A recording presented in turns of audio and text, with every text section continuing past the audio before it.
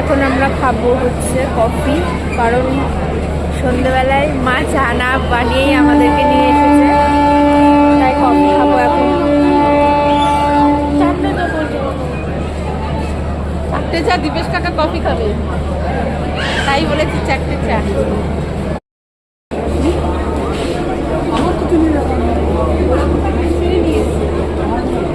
আমরা এখন হাওড়া মেট্রো স্টেশনে চলে এসেছি। এবার আমরা মেট্রো করে শিয়ালদা, এবার আমরা যাব হাওড়া। ওই যে মেট্রো টিকিট কাউন্টার, ওখান থেকে টিকিট কাটবো, কেটে যাব। ওয়াও, কত বড় করেছে।